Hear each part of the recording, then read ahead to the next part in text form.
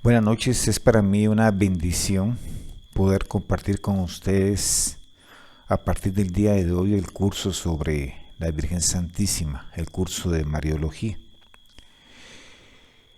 Y en virtud de la situación tan dramática que estamos viviendo, considero necesario empezar con el fenómeno de las apariciones de la Virgen en Fátima. Ese llamado al arrepentimiento, a la penitencia, a la conversión, es más actual que nunca. Y el mensaje de Fátima es más actual que nunca, sobre todo en esos momentos difíciles que nos toca vivir como humanidad, como país, como iglesia.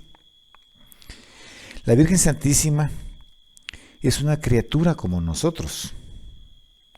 Sin embargo, ella ha colaborado de manera única y excepcional con la gracia divina. Ella nos demuestra que el hombre es llamado a colaborar activamente con Dios en vista de su salvación y la salvación del mundo. Ella se presenta como una madre auxiliadora. Ella es desde ahora lo que cada uno de nosotros y la iglesia entera será al final de la historia. Es muy importante también el estudio de la Virgen Santísima, porque María se ha convertido en uno de los obstáculos más graves en el diálogo con los hermanos protestantes. La Madre del Señor es hoy un elemento de división entre los cristianos, muchas veces por ignorancia o prejuicios, pero sobre todo por la idea unilateral propia de los protestantes acerca de lo que es la justificación y la salvación. Con mucha frecuencia encontramos hermanos que piensan que honrar a Cristo Señor es a la vez rechazar o despreciar a su madre. Una reflexión serena sobre la figura de María, así como la Biblia nos las presenta, nos ayudará a comprender las objeciones de los protestantes y a dialogar útilmente con ellos también. Nosotros como cristianos católicos sabemos que tenemos una madre en el cielo que intercede en una forma potente por cada uno de nosotros, y en estos tiempos de tanta incertidumbre, de sufrimiento, de enfermedad y de muerte, pues qué mejor que acercarnos con fe a la figura de la Virgen Santísima, que como madre auxiliadora, protectora, sabemos que va a estar intercediendo por cada uno de nosotros en esos momentos de tanta dificultad. Fátima, va a decir la Congregación para la Doctrina de la Fe, con su apremiante llamado a la conversión y a la penitencia, es sin duda la más profética de todas las apariciones modernas. El contexto histórico-social durante el cual se desarrollan las apariciones es un contexto complejo. Se da al mismo tiempo que se da la Primera Guerra Mundial. Recordemos que las apariciones de la Virgen fueron en 1917. Más de 9 millones de soldados y 7 millones de civiles murieron. Es considerado el quinto conflicto más mortífero de la historia mundial. Asociado a la muerte de tantas personas, hubo mucha enfermedad, hambre, y por primera vez se usan sustancias químicas para matar como parte de este evento. En ese contexto de guerra, de deshumanización, de violencia, la Virgen también advierte a través de su mensaje en Fátima sobre la crisis social derivada del comunismo. Recordemos que el comunismo estaba por empezar y Rusia va a ser la nación que va a esparcir los errores del comunismo ateo por todo el mundo. Recordemos que hasta estos días países comunistas como Cuba, Corea del Norte, China, en realidad todavía son producto de los errores que se diseminaron como consecuencia de esta cultura, de esta filosofía que no es cristiana, que no tiene a Dios y en donde lo que impera fundamentalmente es la corrupción moral, la impiedad, el relativismo. Es en este contexto en donde se desarrollan estas apariciones. Nos va a decir Benedicto XVI, cada día nacen nuevas sectas y se cumple lo que nos dice San Pablo en la carta a los Efesios. Así que no seamos niños caprichosos que se dejan llevar de cualquier viento de doctrina, engañados por esos hombres astutos que son maestros en conducir al error. Por el contrario, viviendo con autenticidad el amor, crezcamos en todo hacia aquel que es la cabeza, que es Cristo. Cada día nacen nuevas sectas y vivimos actualmente lo que se conoce con el nombre de la dictadura del relativismo, que no reconoce nada como definitivo y que deja solo el propio yo. La propia persona va a ser su punto de referencia, la propia persona va a ser su propio Dios. Ahora la pregunta clave es, ¿tenemos o no la obligación de creer en el mensaje de Fátima? Bueno, primero, todo lo que la Virgen predijo ocurrió. Ya les mencionaba que es la aparición más profética de todos los tiempos. La Iglesia plenamente respalda las apariciones y el mensaje de Fátima. Recordemos que la Iglesia siempre, en una forma muy cuidadosa, a la luz del Espíritu Santo, discierne lo que son las apariciones. Y esto quedó confirmado con la beatificación de dos de los pastorcitos en el año 2000 por San Juan Pablo II, Jacinta y Francisco. Nuestra Iglesia tiene lo que se llama la revelación pública y la revelación privada. La revelación pública es la revelación que Dios hace de su mensaje de salvación en el Antiguo y en el Nuevo Testamento. Ya Cristo es el culmen de esa revelación y después de él ya no hay más revelación. Ahora, tenemos revelaciones privadas como la de Fátima.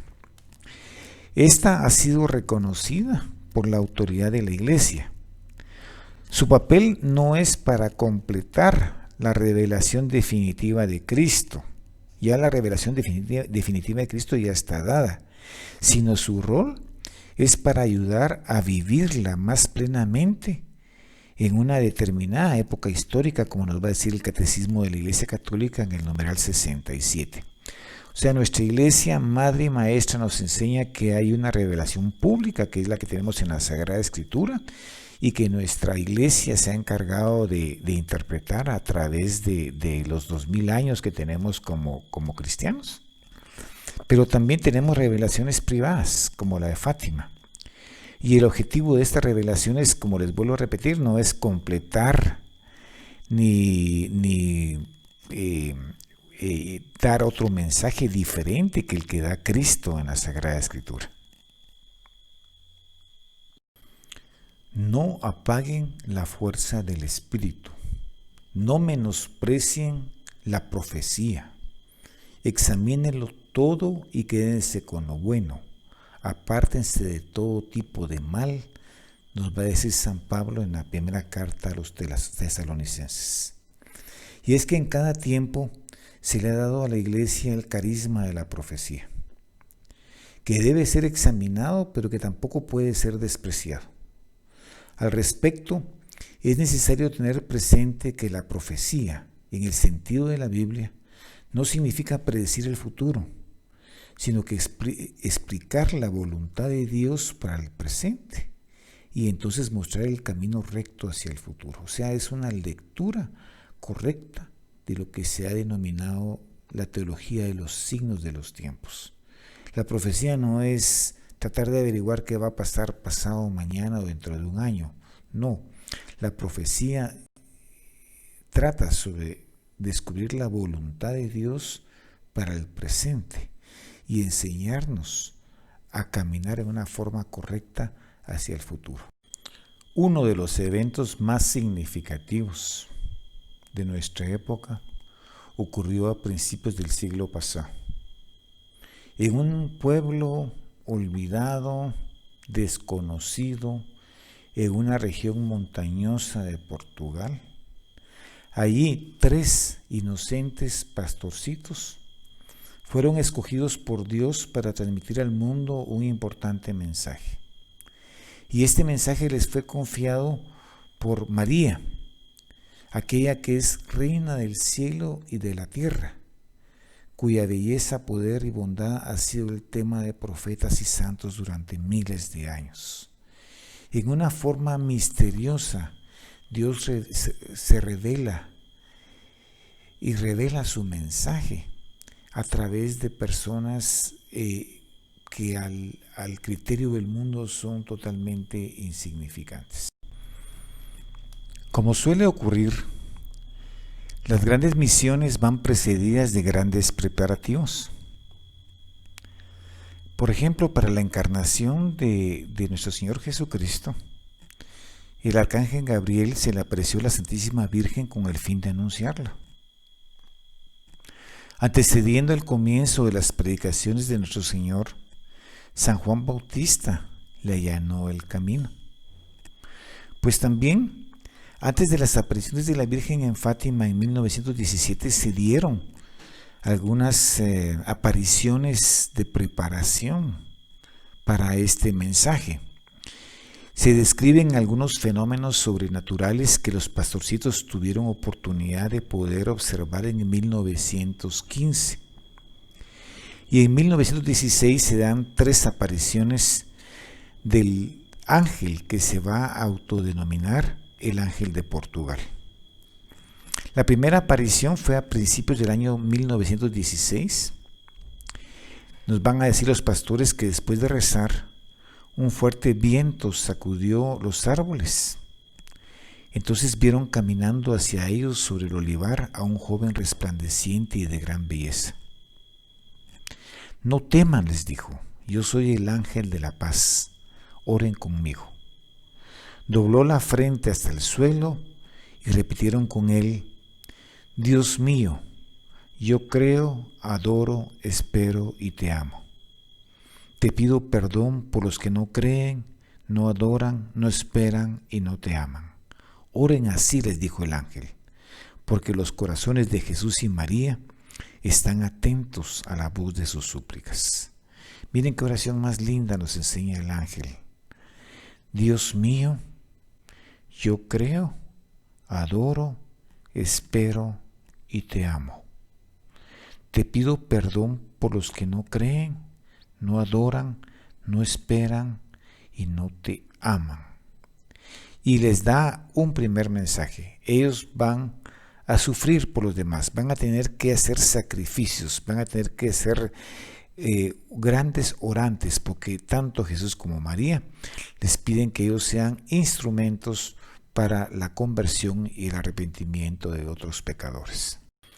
En la segunda aparición, que fue en el verano de 1916, nuevamente aparece el ángel y les dice, ¿pero qué hacen? Oren, recen mucho. Los corazones de Jesús y María tienen sobre ustedes designios de misericordia. Ofrezcan constantemente al Altísimo plegarias y sacrificios. ¿Cómo nos hemos de mortificar?, le preguntó Lucía. De todo lo que puedan, les dijo el ángel, ofrezcan un sacrificio en acto de reparación por los pecados con que Él es ofendido y de súplica por la conversión de los pecadores. Si el ángel se nos apareciera en estos días, nos diría, ¿pero qué hacen? Oren, recen mucho, ofrezcan constantemente al Altísimo plegarias y sacrificios. San Pablo nos va a decir en la carta de los Romanos, ofrézcanse a ustedes mismos como ofrendas vivas, santas y agradables a Dios. ¿Cuánto no es necesario ese tipo de sacrificio en estos tiempos? Y miren lo que les terminó de decir el ángel. Atraigan así sobre su patria la paz. O sea, nosotros a través de nuestra plegaria, de nuestra mortificación, de nuestro sacrificio, de nuestra súplica, podemos atraer sobre Guatemala la paz y la salud. Y el ángel les dice algo muy importante: yo soy el ángel de su guarda, el ángel de Portugal. Sobre todo, acepten con sumisión el sufrimiento que el Señor les envía. Según una antigua tradición en la iglesia, cada nación tiene su propio ángel, que está especialmente encargado de ayudar. Y esto se fundamenta en algunos textos de la Sagrada Escritura, principalmente del profeta Daniel, en el capítulo 10 y 12. Y también en lo que nos han enseñado los santos padres y los doctores de la iglesia. Pero lo que es importante es que es la primera vez en la historia de la iglesia que un ángel, al manifestarse, se presente como el ángel de la guarda de una nación determinada. Y el mensaje es básico, es fundamental. Oremos, hagamos sacrificios santos, vivos y agradables a Dios, y atraigamos sobre nuestra patria la paz, la salud.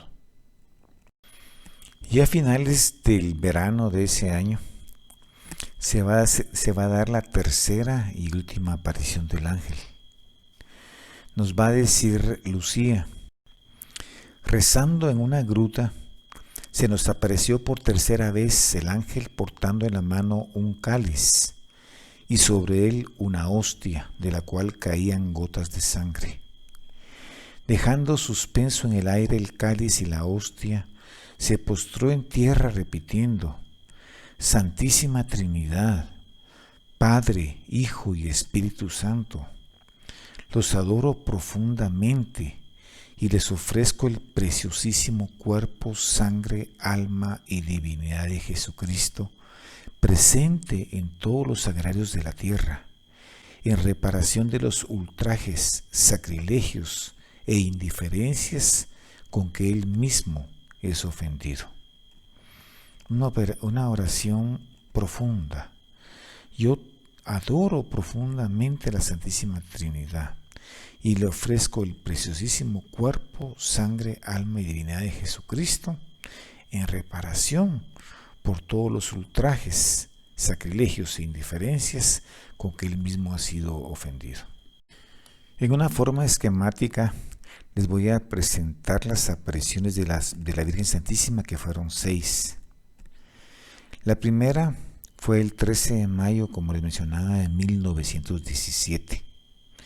En medio de fenómenos naturales como relámpagos, la Virgen Santísima se presenta a los 3 niños, ni triste ni alegre, seria y bellísima. Ellos fueron los únicos testigos. La orden fue: recen el rosario. Y el mensaje fue consagrar a Dios, consagrarse a Dios, soportar los sufrimientos en reparación de los pecados y súplica por la conversión de los pecadores. Pero vean, 3 testigos, la orden va a ser siempre la misma: recen el rosario.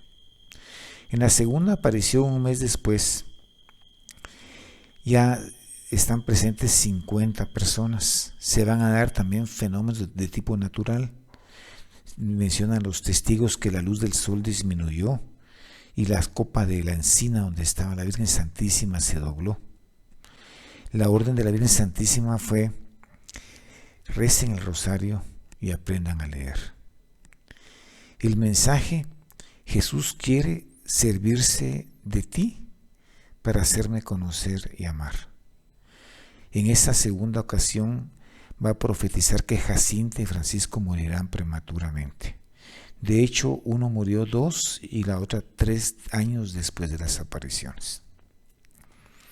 Un mes después, en julio 13, ya los testigos van a ser 2000. Y esta aparición es muy importante porque aquí la Virgen le revela a Lucía lo que se va a conocer como los 3 secretos de Fátima, que posteriormente vamos a desarrollar. También les anuncia que la guerra va a finalizar, una guerra que parecía no tener fin, como no parece tener fin esta pandemia que estamos viviendo. Pero si no dejan de ofender a Dios, les profetiza la Virgen Santísima, en el pontificado de Pío IX empezará una peor. Y de hecho, vino la Segunda Guerra Mundial.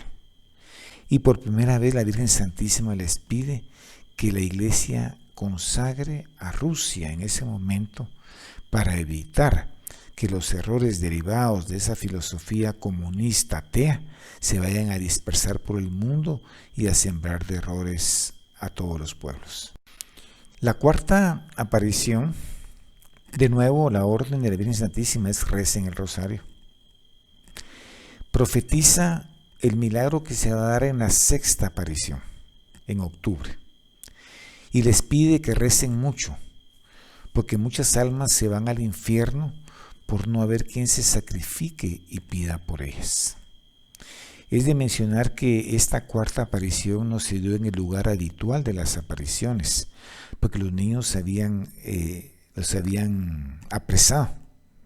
Se va a dar más o menos unos 4 o 5 días después en una forma privada para ellos.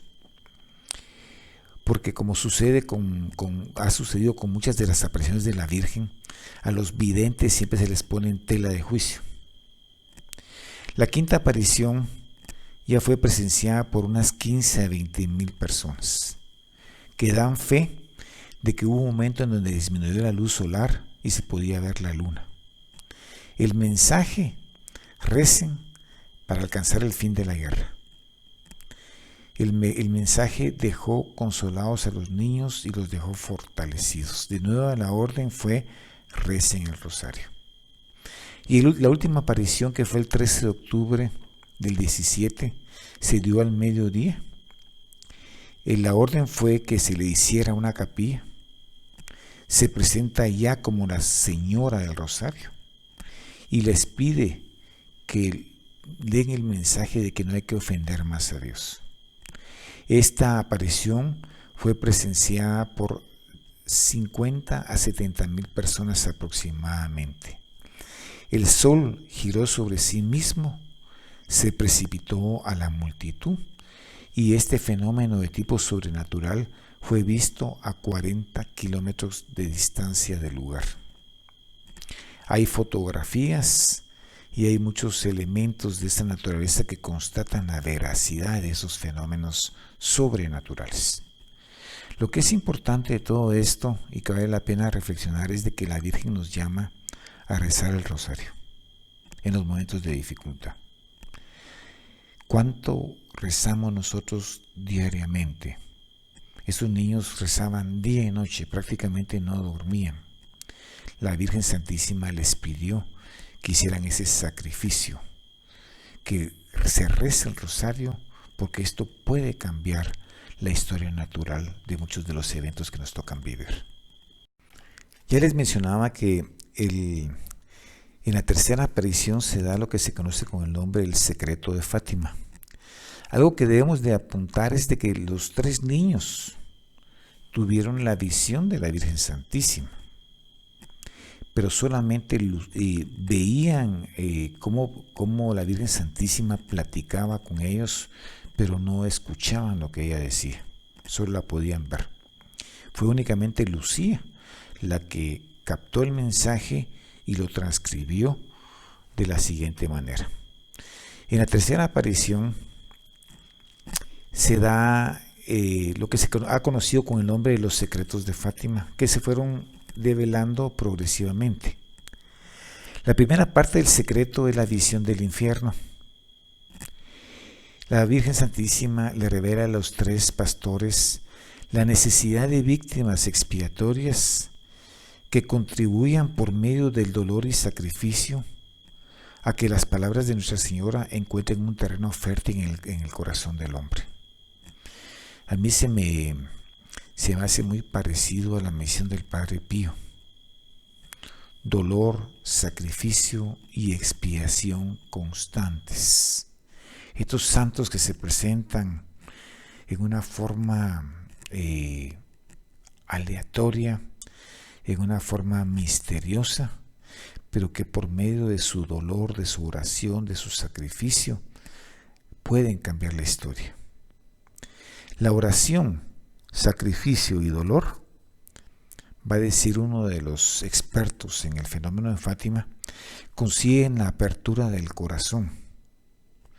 Los que cargan con la cruz de nuestro Señor Jesucristo se constituyen factores decisivos en la historia y llevan a cabo las grandes obras de Dios.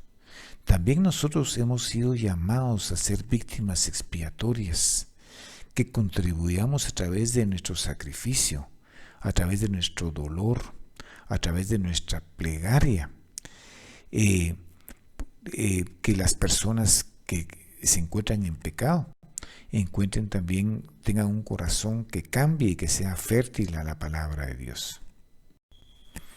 Después de la visión del infierno, la Virgen les hace dos advertencias preocupantes. La primera es que Dios va a castigar al mundo por sus crímenes, por medio de la guerra y el hambre. Y la segunda advertencia es sobre las persecuciones a la Iglesia y al Santo Padre. La guerra, la Primera Guerra Mundial va a acabar, le dice a Sor Lucía. Pero si no dejan de ofender a Dios, en el reinado de Pío IX comenzará otra peor. Y de hecho empezó, y fue la Segunda Guerra Mundial, la guerra más terrible, más letal, más grosera que se ha tenido en la historia de la humanidad. Cuando vean una noche alumbrada por una luz desconocida, sepan que es la gran señal de Dios, les indicó la Virgen Santísima. Para impedirla, vendré a pedir la consagración de Rusia a mi Inmaculado Corazón y la comunión reparadora de los primeros sábados. Si atendieran mis peticiones, Rusia se convertirá y habrá paz. Si no, esparcirá sus errores por el mundo, promoviendo guerras y persecuciones a la Iglesia. Varias naciones serán aniquiladas, pero por fin mi Inmaculado Corazón triunfará. O sea que en realidad el mensaje es dramático, pero es un mensaje también de triunfo, el triunfo del Inmaculado Corazón de la Virgen Santísima y a través de ese triunfo, el triunfo de Cristo nuestro Señor. Y en la visión del tercer secreto nos van a decir: vimos en una inmensa luz que es Dios a un obispo vestido de blanco. Hemos tenido el presentimiento de que fuera el Santo Padre. También a otros obispos, sacerdotes, religiosas y religiosos subieron a una montaña empinada en cuya cumbre había una gran cruz de maderos toscos.